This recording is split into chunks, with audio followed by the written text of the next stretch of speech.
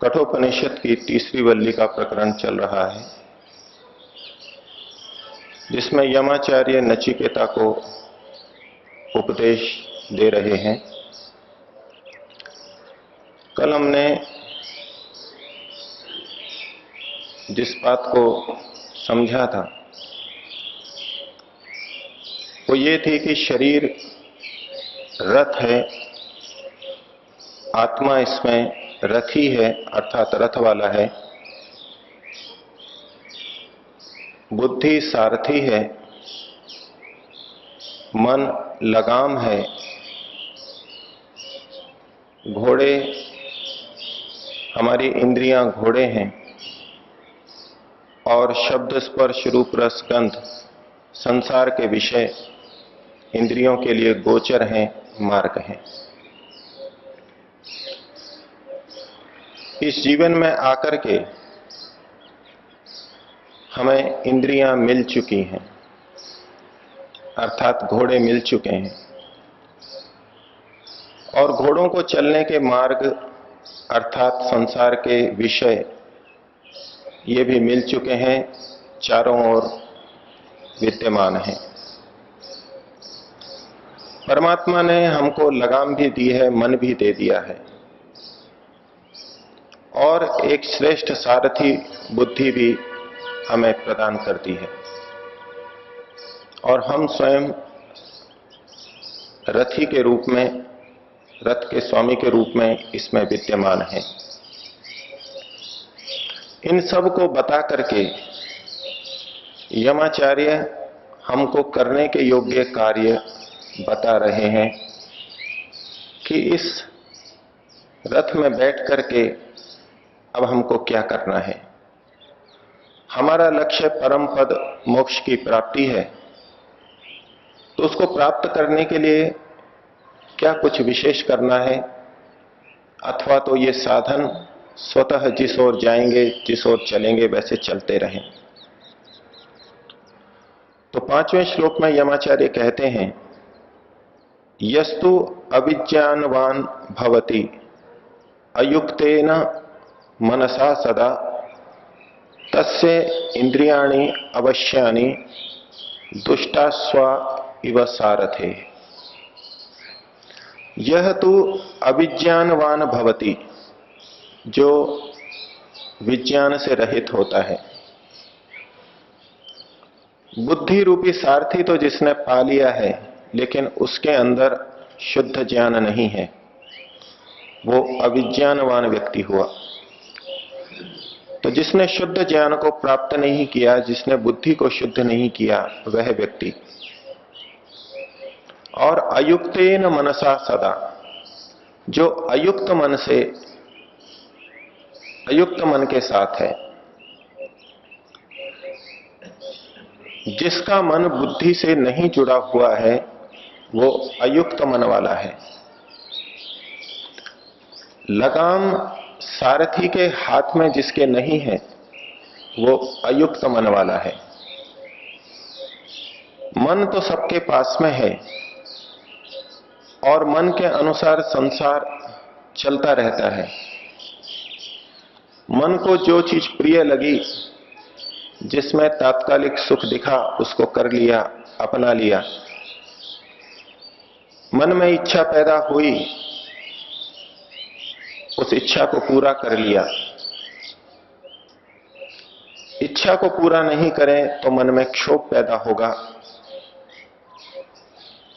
इच्छा के विघात से चित्त में क्षोभ, थोड़ी व्याकुलता पैदा होगी। तो इच्छा की पूर्ति कर लो और मन को शांत कर लो। ये वो व्यक्ति हैं जो बुद्धि के साथ मन को युक्त नहीं करते। एक वो वर्ग है जो इंद्रियों के सुख, शरीर के सुख तक सीमित है। आंतरिक सुख, मानसिक सुख के और उसका झुकाव नहीं है। लेकिन एक वर्ग ऐसा भी है जो शारीरिक और इंद्रिय सुखों से ऊपर उठ करके परोपकार, सेवा, दान इत्यादि के माध्यम से आंतरिक सुख भी चाहता है, दूसरों की सेवा करके, अपने भोग साधनों को दूसरों को देकर के कुछ मानसिक सुख भी चाहता है। लेकिन वो भी इस स्तर पे है कि जो इच्छा हुई वो कर लिया और मन को थोड़ी देर के लिए शांत कर लिया। तो यमाचार्य कह रहे हैं कि यस्तु अविज्ञानवान भवति, जो बुद्धि ज्ञान से रहित होता है और अयुक्तेन मनसा सदा, मन को अपनी बुद्धि से जोड़ करके नहीं रखता, मन में जो इच्छा पैदा हुई उसकी पूर्ति कर ली, इसी तक जीवन की सफलता, इसी में जीवन की सफलता समझता है, उस व्यक्ति का क्या हाल होता है? उसको कहते हैं तस्य इंद्रियाणि अवश्यानि, उसकी इंद्रियां उसके वश में नहीं रहेंगी। जो घोड़े हैं वो उसके वश के अंदर नहीं रहेंगे। तस्य इंद्रियाणि अवश्यानि, किस प्रकार से? दुष्टाश्व इव सारथे, जैसे किसी सारथी के दुष्ट अश्व हों, बिगड़ेल घोड़े हों और वो उसके वश में नहीं रहते और जहां चाहे वहां ले जाते हैं, उबड़ खाबड़ जगह में ले जाते हैं और रथ टूटता है, रथ उलट सकता है, कुछ भी हानि हो सकती है। समाज के अंदर एक विचारधारा प्रचलित है, आध्यात्मिक क्षेत्र के अंदर भी और विज्ञान के क्षेत्र में भी, और अध्यात्म में भी, भारतीय अध्यात्म में भी ये बातें विज्ञान से प्रभावित होकर के आई हैं। एक बड़ा वर्ग है जो ये उपदेश देता है कि मन को रोको मत, मन में जो इच्छा हुई उसकी पूर्ति कर लो। मन एक स्प्रिंग की तरह है,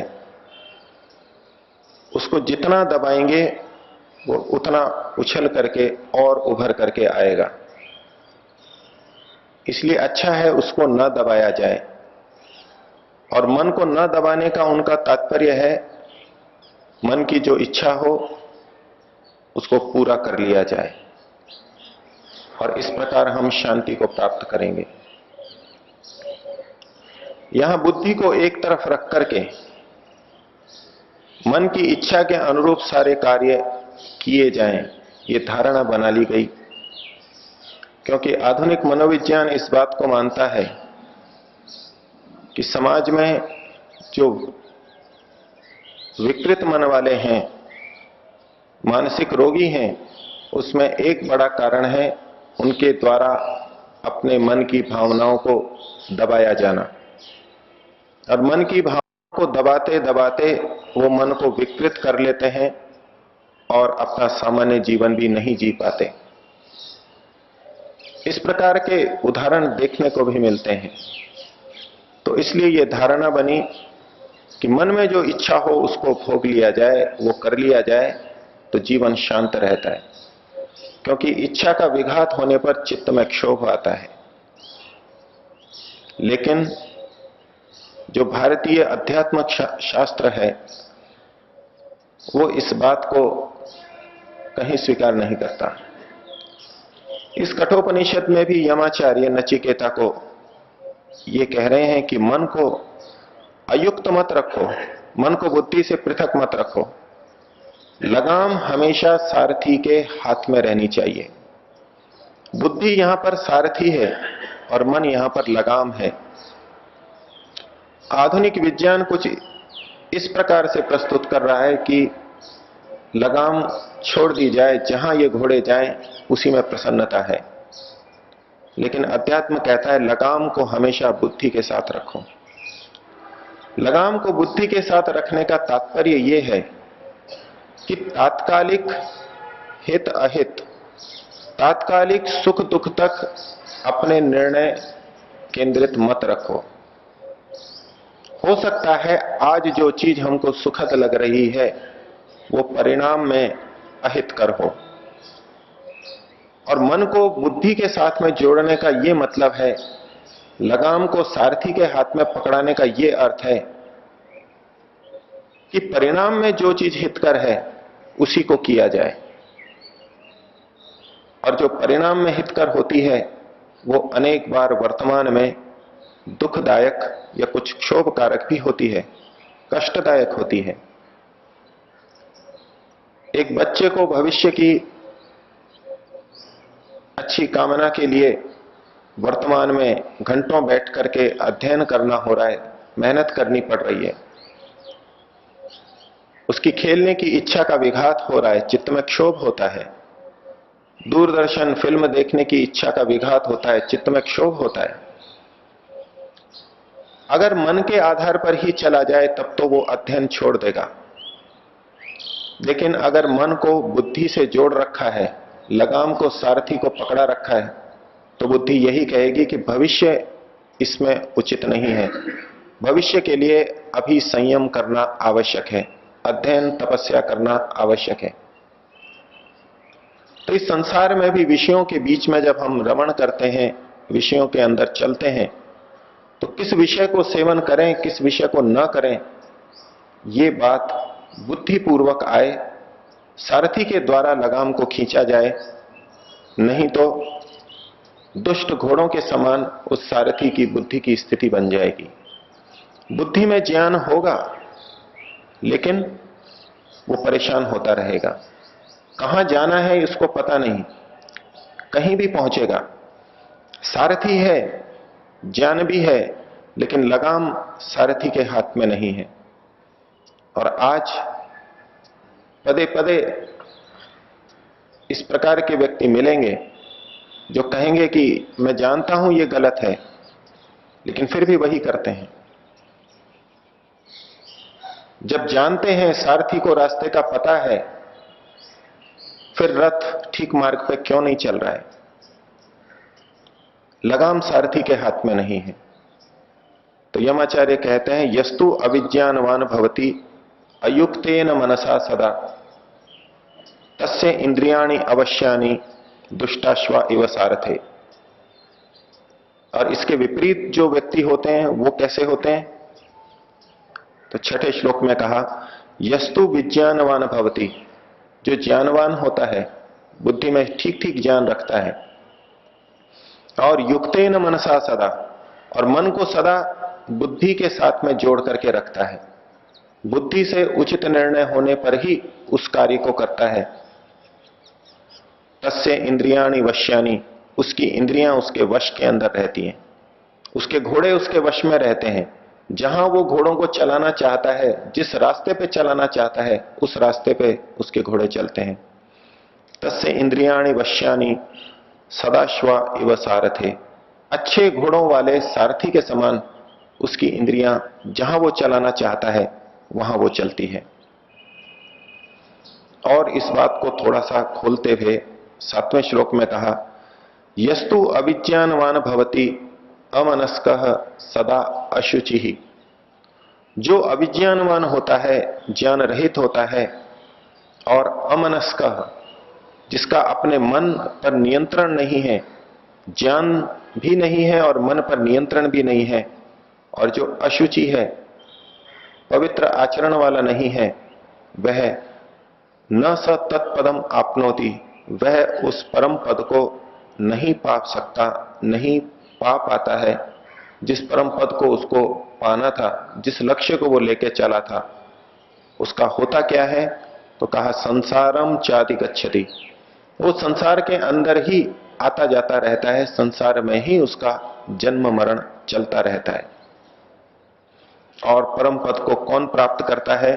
इसको अगले श्लोक में कहा, यस्तु विज्ञानवान भवति, जो ज्ञानवान होता है और समनस्कः सदा शुचि, और नियंत्रित मन वाला होता है, पवित्र आचरण वाला होता है, वह स तो तत्पदम आपनोति, वह उस पद को प्राप्त कर लेता है, उस स्थिति को प्राप्त कर लेता है, अर्थात मोक्ष को प्राप्त कर लेता है। यस्मात् भूयो न जायते, जिसको पाकर के फिर जन्म मरण का चक्र उसका नहीं होता, वो फिर से इस संसार के अंदर नहीं आता। शरीर के उदाहरण से, रथ के उदाहरण से यमाचार्य बात को स्पष्ट करना चाह रहे हैं कि हमको सब साधन मिले हुए हैं, आत्मा को करना क्या है? अपने मन को बुद्धि के साथ में जोड़ के रखना है, बुद्धि पूर्वक हर क्रिया को करना है और अपने आचरण को पवित्र रखते हुए आगे की ओर बढ़ना है। एक मान्यता पहले प्रचलित थी, आज भी प्रचलित है, कि अगर किसी से परेशानी हो तो तुरंत कुछ अभिव्यक्ति दे दो, मन की जो बात है तुरंत निकाल लो, मन शांत हो जाएगा। और यदि अंदर ही बैठा के रखे तो अंदर ही अंदर घुन लगता रहेगा और परेशान होते रहेंगे। इस पे प्रयोग भी किए गए और यही मान्यता दृढ़ होती रही। लेकिन एक व्यक्ति ने कुछ और अनुसंधान किया, एक चरण और आगे बढ़े। उन्होंने कॉलेज के युवक युवतियों को रखा, उनके कान के ऊपर स्पीकर लगा दिए और तरह तरह की परेशान करने वाली आवाजें उनको दी गई। कंप्यूटर पर बैठा दिया गया और भिन्न भिन्न परेशान करने वाली तीव्र आवाजें दी गई। उनमें से आधों को कहा गया कि जब आप परेशान हो जाओ तो अपने गुस्से को किसी भी तरह निकाल देना, मेज को मार करके, पेन को तोड़ के, कागज को फाड़ करके, कहीं घुसा मार के अपने क्रोध को निकाल के शांत हो जाना। और आधे लोगों को कहा गया कि आप कुछ मत करना, बैठे रहना। तो पहले स्तर पर यही परिणाम आया कि जिन्होंने अपनी अभिव्यक्ति दे दी, क्रोध को निकाल दिया किसी तरह, वो शांत हो गए। और जो चुपचाप बैठे रहे, उनके मन की परेशानी, मन का क्षोभ कुछ अधिक देर तक चलता रहा। तो यहां तक तो उसी मान्यता की पुष्टि होती रही जो कि माना जाता रहा। लेकिन अनुसंधानकर्ता ने एक कदम और आगे किया। अगली बार उनको फिर से बैठाया और फिर परीक्षण किया कि कौन पहले जल्दी क्षुभित होते हैं, कौन देरी से होते हैं। तो जिस वर्ग ने पहले अपनी प्रतिक्रिया व्यक्त की थी, क्रोध व्यक्त किया था, अगली बार फिर से जब उनको तरह तरह की आवाजें, बेचैन करने वाली आवाजें सुनाई गई, तो बहुत जल्दी क्षुभित हो गए। और जो दूसरा वर्ग था जिसने पहले सहन किया था, भले ही अधिक देर तक मन उनका परेशान रहा था, लेकिन अगली बार जब उनको उस तरह की आवाजें आई तो वो जल्दी से क्षुभित नहीं हुए, उनमें सहन क्षमता बढ़ चुकी थी। ये अंतर है। एक तो हम केवल मन की शांति को लेकर के चलें, तत्काल जिससे शांति हो जाए वही हमारा कर्तव्य बन जाए, एक ये दृष्टि है। और एक वो दृष्टि है कि मन को बुद्धि से जोड़ के रखें कि आखिर जो हम कष्ट सहन कर रहे हैं, तपस्या का सहन कर रहे हैं, जब भोगों के भोगने की इच्छा होती है उस समय अपने को संयमित कर रहे हैं और बड़ी पीड़ा हो रही है, बेचैनी हो रही है, मन में क्षोभ पैदा हो गया है, दौर्मनस्य आ गया है, ये वस्तुतः हमारे परम पद को प्राप्ति का मार्ग है। इस कष्ट को सह करके हम अपने आप को संयमित करते हैं। तो यमाचार्य का इन श्लोकों के अंदर मुख्य तात्पर्य है कि अपने मन को बुद्धि के साथ में जोड़ के रखें और जो परिणाम में हितकर हो उस कार्य को करें। तत्काल रमणीय, तत्काल हितकर लगने वाली चीजों की तरफ आकर्षित न हो, और इसी प्रकार चलते हुए हम उस परम पद को प्राप्त कर सकते हैं।